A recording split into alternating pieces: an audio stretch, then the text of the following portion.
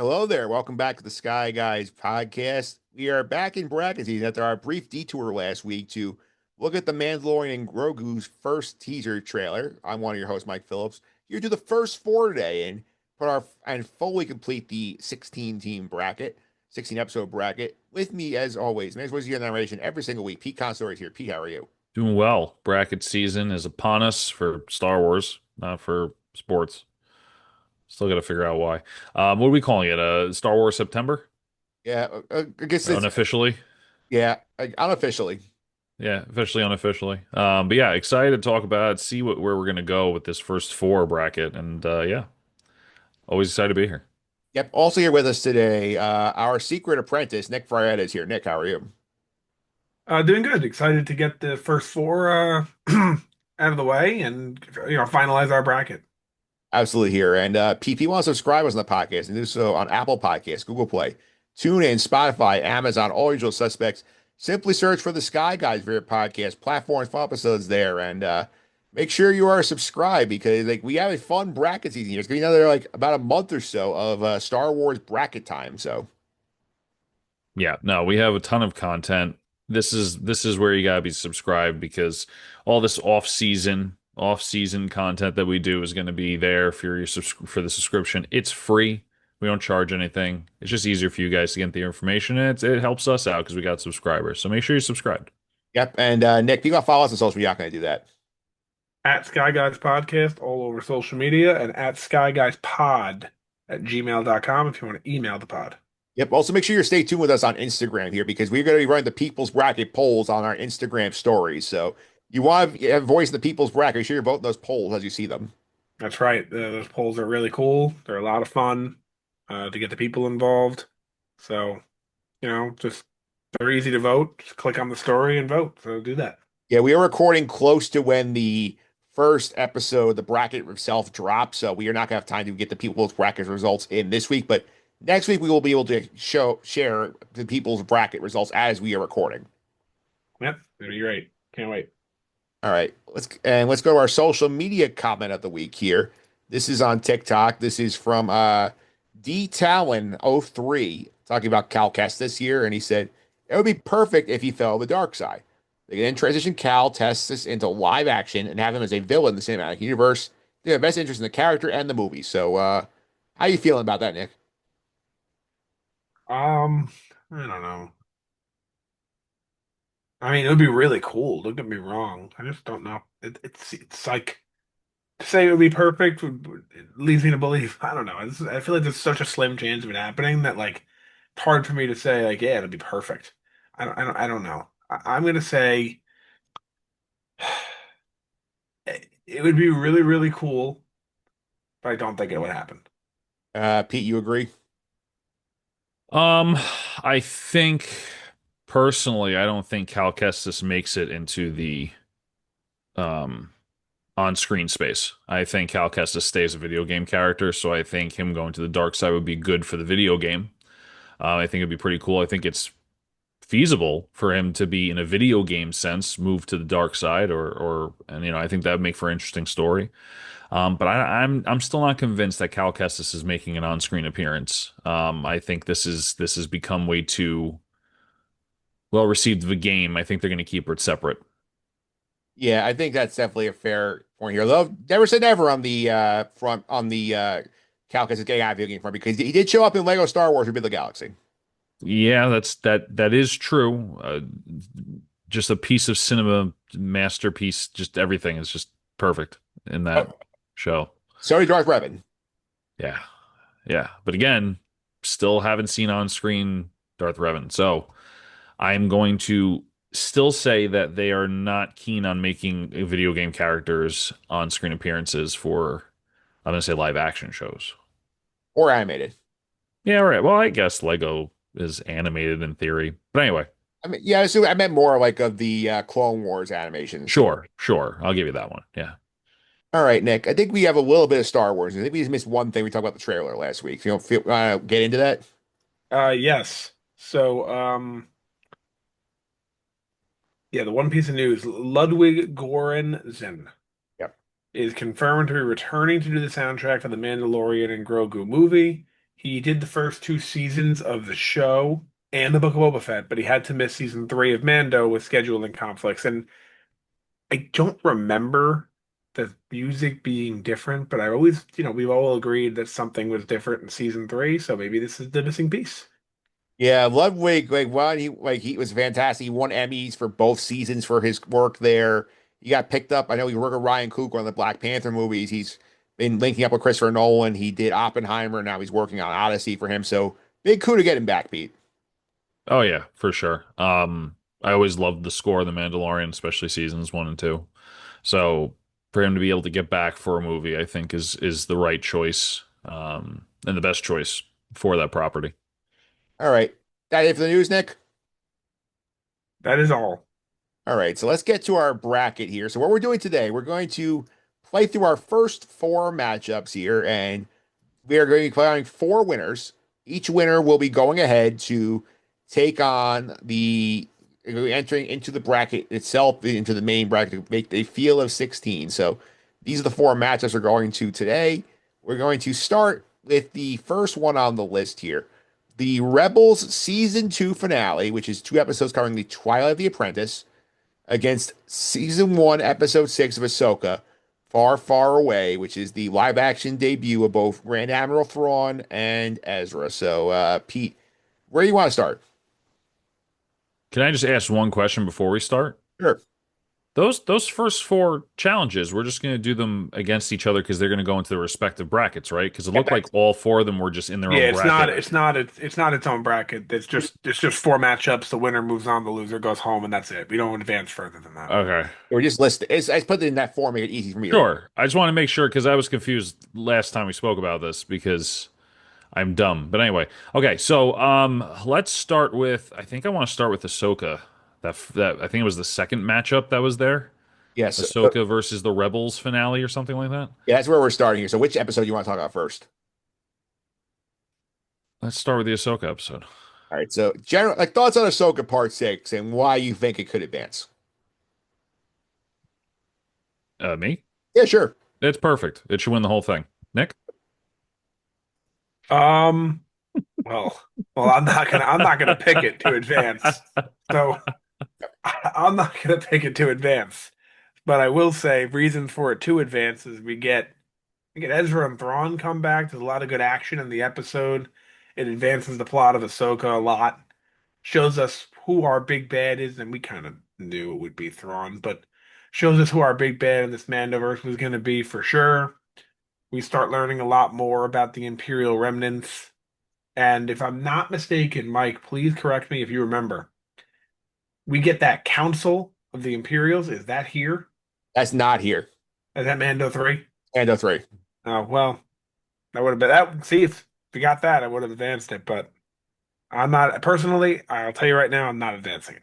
Yeah, I feel like this is an interesting one because it's you get Thrawn, you can see the first look at Thrawn, you can see the live action stuff translates over pretty well for him. Ezra casting has been perfect. We say at the time, as Amon Esfandi has done a great job embodying that character.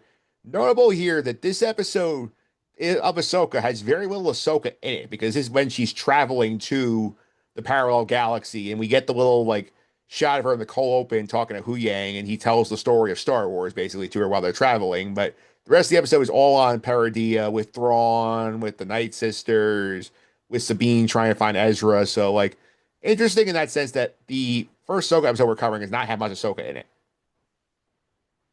Yeah, it was interesting. All right, let's go to the other side. Tales, the Twilight of the Apprentice, the season 2 finale of Rebels here. The climactic confrontation between Ahsoka and Vader. We get the fight on the temple, return of Maul. I think this is a very fun episode to go back and revisit here because Nick, it sets up a lot of the rest of the series. Is the what happens in Twilight of the Apprentice? Yeah, I mean, then and we get a lot of cameos in this one. To Yep. name a few, we have a couple of Darths, Ahsoka, a couple of good, cool people in this episode, and you get a battle here where we don't know what happens to Ahsoka for a while.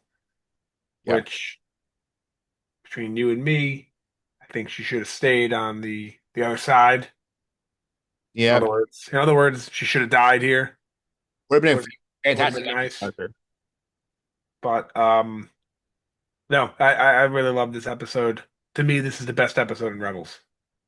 Yeah, Pete, like how do you feel about this episode when we watched it the first time? All right. So, in all seriousness, not as a joke, I think that this was a very good episode. I think when I was watching at the time, this is probably, I mean, at the time, probably the best episode of Rebels we had seen. I don't know what you guys feel about that if I'm too off base, but like Nick said, the cameos, the storyline behind it, the epicness of that battle, and the meaning behind that battle, I think was huge. So, um, yeah, no, it was a fantastic episode, and I think was the best Rebels episode by that point. Yeah, I will say a couple things stuck out to me this episode. I remember like vividly watching is like is number one the mall setup here where he basically comes in and like tries seducing Ezra of the dark side. That sets up a huge plot point in season three. It's a running thread through there. If Kanan gets blinded here, that is obviously something that carries forward with the rest of the series.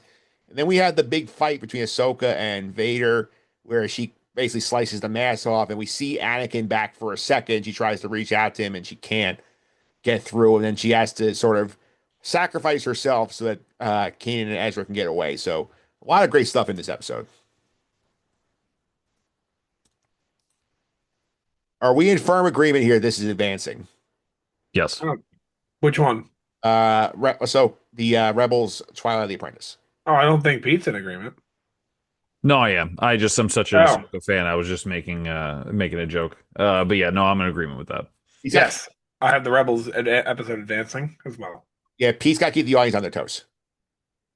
Yeah, and I don't remember where don't tell me either. I don't remember where these go into the bracket, like which region they go into. But I do remember one of the regions, I thought that the play-in game, like this one, was gonna beat the one seed. So I'm excited to see if I don't tell me, I don't want to know, but we'll see when we get there. Yeah, we'll see what we get to here. Know the next one here, which is I think this is the toughest of the first four matchups to call here. Ahsoka season one, episode five, Shadow Warrior, which is the episode where Ahsoka's in the world between worlds, get all the live action Clone Wars flashbacks against Rebels season four, episode 10, Jedi Knight, where Kanan Jarrus sacrificed himself to save the rest of the Ghost crew. So I feel like this is a very, very, very exciting first round matchup to try and break down in first four. I feel like both these could have been in the bracket on their own merit. Well, let's stick with it and do the Ahsoka one first. Like stick with that same, that same order. All right, so you lead us off on Shadow Warrior, Nick. I mean, we get Anakin. At the time, this was the biggest thing. Remember when this came out, how this was? Like, did you watch the Ahsoka? I remember telling people who weren't even Star Wars fans, you got to catch up. Anakin's in it. Like, this is huge news. Yeah. That alone is enough for me to advance this episode. Yeah, Pete, I do love this setup here where we get a very sort of like spiritual awakening for Ahsoka, where she has to relive these moments in her life and come to terms with the fact that like Anakin fell and she should not be burdened by what happened to him as she tries to live her life. And she literally comes out of this experience as Ahsoka, the white, dressed in the all white, having this new clarity on her purpose in life. But a very fun like character arc for her, sort of like brought together nice about an hour worth of television. Yeah, agreed. I mean, I also think, I mean, to your point too, live action Clone Wars, right? I mean, we're getting that's still happening too in the background. So that was super cool as well. I mean, it's the best episode of the Ahsoka season, in my opinion. If I grade it differently, then I'm an idiot. But it was super good. Cameos, Anakin coming back, the Clone Wars, nod to Clone Wars and showing live action scenes from there was really cool. So definitely a great episode of TV. Yeah, I remember correctly, we rated this, Nick. I think we were straight tens across the board. Um, yeah, Maybe. sounds right. Probably did.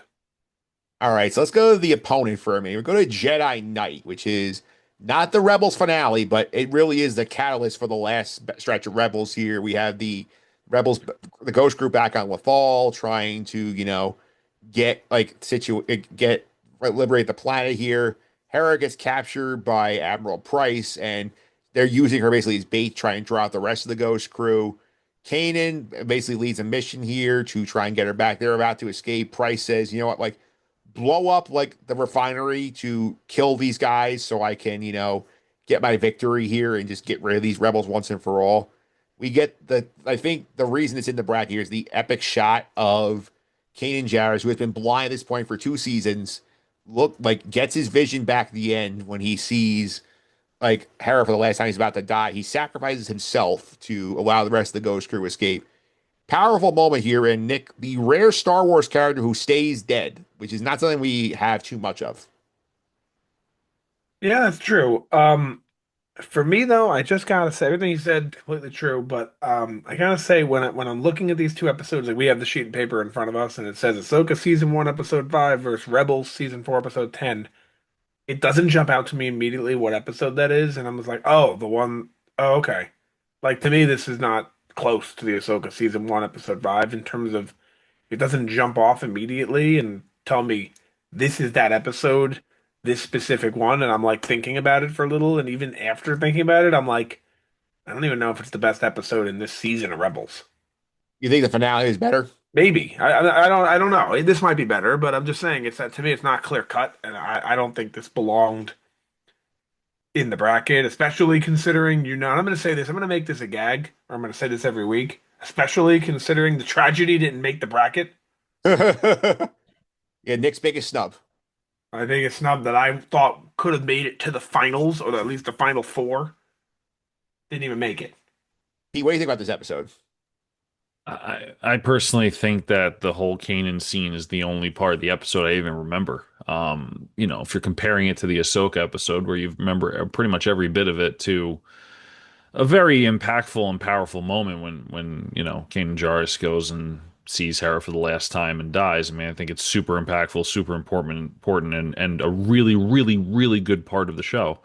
That's the only part of the episode I really care about. So as much as it's quality scene, I don't know if it's a quality TV episode as a whole. So you're saying like if we did next year, we said, okay, we're gonna do the Star Wars moments bracket. Kate Oh, dying is like this is like a 1 seed. I think this is definitely up there for moment. Yeah. Talking about full TV episode, it's not, it has that moment and it's going to be held in a high regard for that for sure. But I just, not to get too far ahead here. I think the Ahsoka episode is just there's too much depth in it. So next we put the bracket committee on notice, and next year we're gonna do the most iconic Star Wars moment as a bracket. It's a good idea. I feel like that probably is a bracket we should do. Yeah, because like there's a lot. I can have at least 5 or 6 off the top of my head just a second ago that I feel like would definitely be in the bracket. And we could Yeah, definitely. it's a very good. There's so many. I mean, so many. All right, so are we advancing Ahsoka Part 5? I feel like is that the Yes, consensus here? yes, we Yes, are. sir. All right, so I would agree with that. Great all-time moment here, but us the whole episode of Shadow Warrior is better than Jedi Knight. And we have a nice split so far. One live action advanced and one animated advanced. All right. Yeah. Next up here. These are going to be 2 animated battles between Clone Wars and the Bad Batch for the rest of the first 4. So we'll go Clone Wars Season 5, and we allowed the bracket committee to group the Clone Wars stuff in arcs because I think it's hard to single out a specific episode of Clone Wars to summarize. Because a lot of these, the storyline works together. It's like, okay, this is an hour of television, equivalent to like 1 live action hour. So I want to explain that to the audience. So Clone That's fair. Wars Season 5, episodes 14 through 16, which is the arc of Maul on Mandalore, where he goes and basically stages a coup against Satine's government, takes over the planet, ends up killing Satine, capturing Obi-Wan, and Obi-Wan has to escape with the help of Bo-Katan. Versus the Bad Batch, Season 2, Episode 12, The Outpost. These episodes where Crosshair turns against the Empire. He's sent out to a random outpost. He sees clones being mistreated. He ends up killing his boss and decided, I'm done with the Empire. So, where do you want to start, Pete? Let's get the Bad Batch over with. All right. So, you are not a big fan of this being in the bracket. I just personally think the Bad Batch is a good show, but it's not a fantastic show. I think it does its job. I think we enjoyed it for what it was. I don't want to necessarily say it was bad, but I don't think the Bad Batch episodes hold anything against any of these matchups in the bracket. Even if it passed first 4, which I don't think it will, it's going to go up against Juggernauts and it's just going to get blown out of the water. So again, it's a good show. It is what it is, but I don't think anything from that show is coming out on top. Yeah, Nick, I will take devil advocate for this episode here. I do think that of the Bad Batch entries is one of the better ones to throw in the field. I do think I like the episode focus on Crosshair, who we have said you would agree with me. We feel like he's one of the best characters in that show. Yep. Yep. And this is more than a moment. If you remember, we said this countless times when covering the Bad Batch that they have this different tone in the good episodes, and it's like all of a sudden, 5 seconds into the episode, you go, "Oh, it's one of the good ones." You Yeah, knew right away, and this was one of them. But with that being said, I don't think this is even close. yeah. I think it's a great character story for Crosshair. I will give him that, like where we get to finally see and we see some of how he's disillusioned with the Empire early in season two when he has that moment with Cody, and Cody sort of says, "Hey, you want to kind of get out of this," and he doesn't realize the time that he's being asked to desert, and he doesn't go. And now he's hit rock. He's hit his breaking point. I think this is a great character moment for him. The episode itself is well done, but like it's running into a tough challenge here. I do think the Mandalore arc of Clone Wars and the Maul arc, Nick. I know you have stuff to say about that. It's incredible stuff. It really is. And I don't really know what much else to say. I mean, it's absolutely incredible through and through. And if this was the same, imagine the exact same thing, but in live action and it wasn't animated. I think this is probably up there with one of the best episodes of all time in all of Star Wars. I Yeah, think the animation holds it back a little bit where people will say it's not as good, even though it probably is as good as some of the cream of the crop. yeah, Pete. This is a lot of like a very deep storyline for an animated show. It's on his primary children here. You have basically Maul staging a coup against the Mandalorian government. They throw Satine in prison. He has the duel with Pre Vizsla for command of Death Watch and beheads him, which we don't see on screen. But like, this is the one where you get Bo-Katan to break away from the Mandalorians, and like a lot of awesome stuff in this arc. Obi-Wan comes in. He gets beaten by Maul and has to watch Satine die in front of him. Like very dark stuff. Oh, it's great animated Star Wars. Like Nick said, I think that the animation kind of puts a disadvantage to it. I was actually speaking to someone the other day, like a barbecue, about like how they never watch their Star Wars fans, but never watch Clone Wars or Rebels because they're animated, they're kids shows, and I'm like, just do me a favor. There's going to be some episodes that are cringy, but there's a lot of really good storylines. Like watch it. So that kind of plays into the detriment of that, but what a phenomenal story arc. I mean, I like Nick said too, like if this was live action, holy crap. Like it would transition so well to live action. Maybe one day we get a Mandalore show.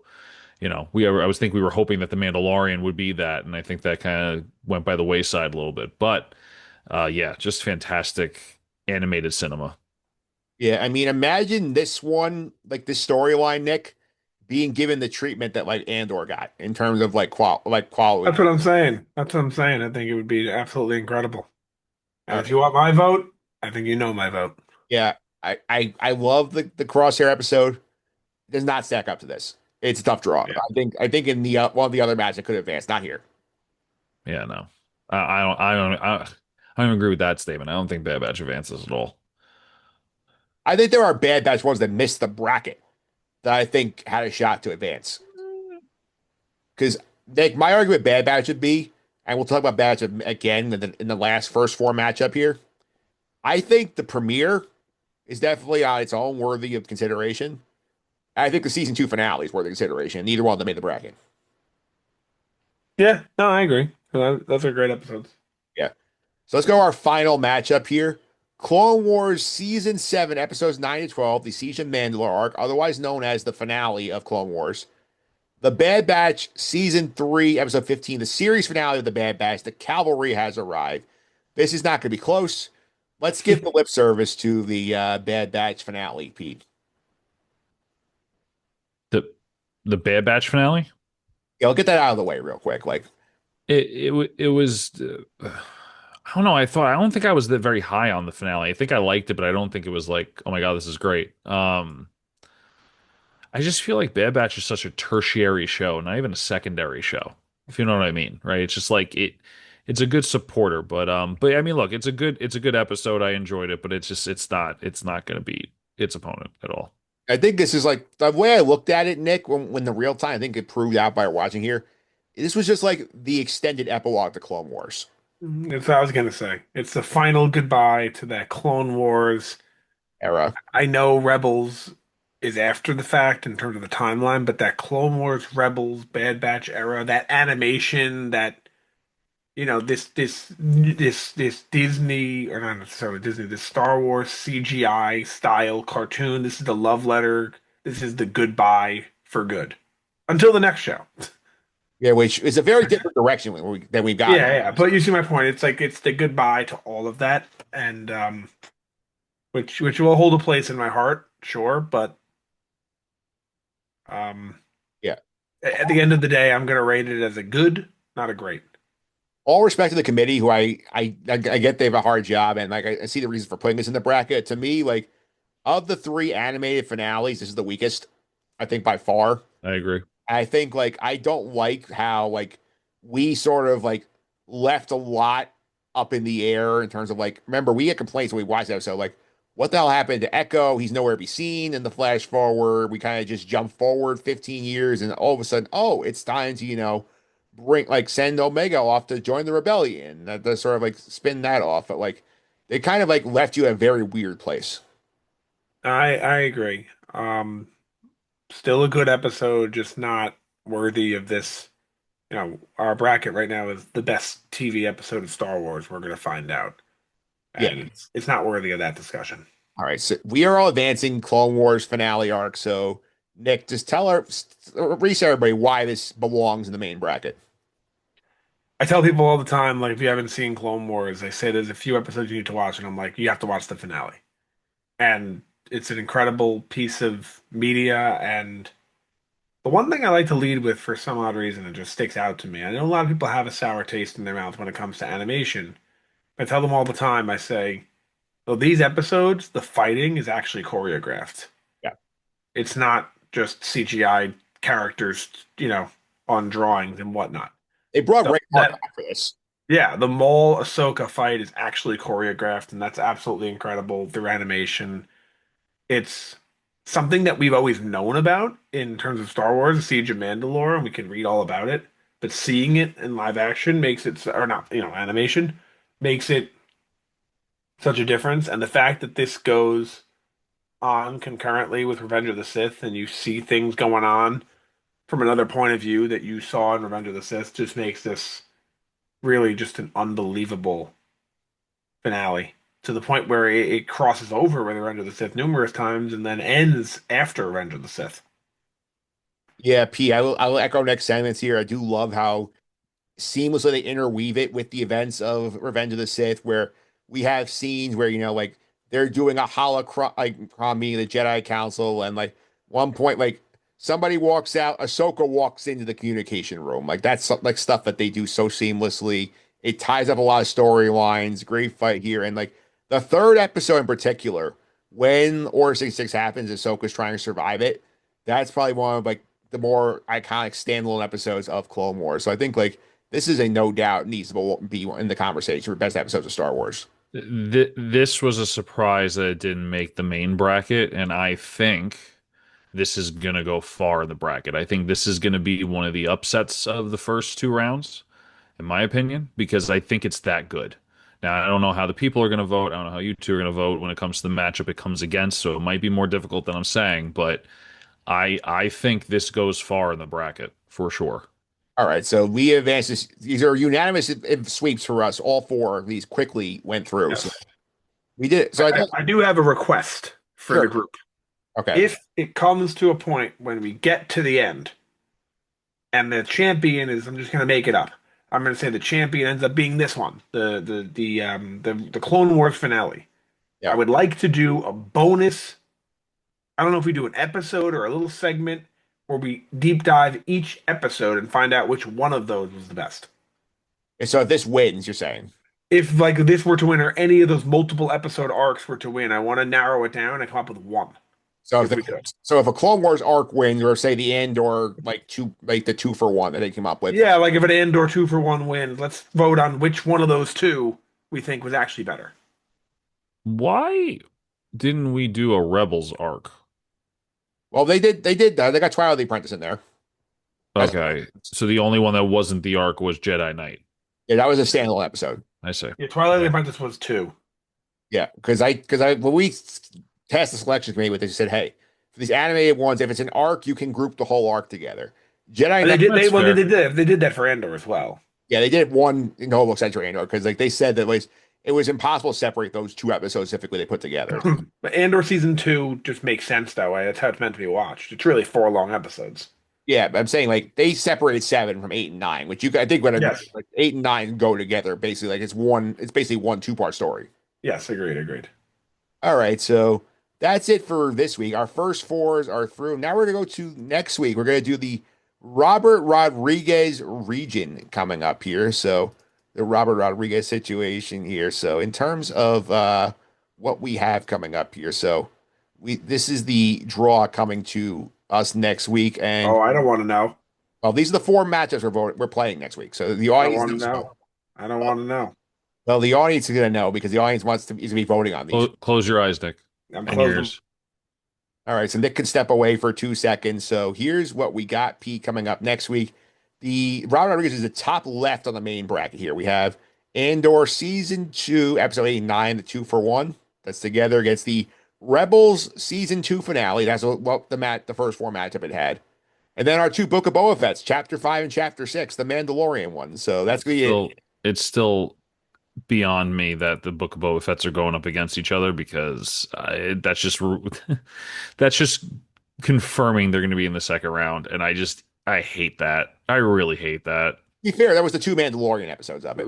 But I think that makes it worse. I think we've talked about this for the Book of Boba Fett show. We'll talk about it more next week when we talk about this. The fact that they had to get a separate character to come in to do this series to fix it makes it not good TV. But we'll talk about it more next week. That's besides the point. That's coming next week. So I want to thank you guys for coming on here. As always, Pete, people want to follow you on social media. I'm not going to do that. At Consy29 on Twitter, CONSY29, AP Tyler 308 posted this background on Reddit that I'm using here. So make sure you follow them. Nick, one more time. People want to follow us on social media. I'm not going to do that. At Sky Guys Podcast all over social media and at skyguyspod@gmail.com if you want to email the pod. Funny is I actually came back and I was going to say, actually, I don't care. I'll look. But then you took it off the screen pretty much right away. So I guess I won't look. Yeah, and I will also mention here, we're reminding you one more time, Sky Guys Pod, like follow the Sky Guys Instagram for if you want to vote in the people's bracket. Those polls are going to be going up this week. Yes. Instagram, the polls will be there in our story. It's going to be simple. You just click on it and that's your vote. I will also throw the polls on the Twitter as well. So Sky Guys Podcast on Twitter. And you'll add them up. Yep, we'll combine the totals. Nice. All right. Sounds good to me. You can also follow me on social media at mphillips331. It's MPHILIPS 331. This is going on Just on the Suffering podcast, getting ready for the MLB playoffs next. So And we don't know if your team is there at time of recording. yeah, how are the Yankees doing the wild card series? They getting out of it? And they're favored. So put it that way. Yeah, we'll see what happens there on terms of the baseball front. Keep an eye on that as well. We'll be back next week as we continue the bracket. We go to the Robert Rodriguez region. Until then, may the force be with you.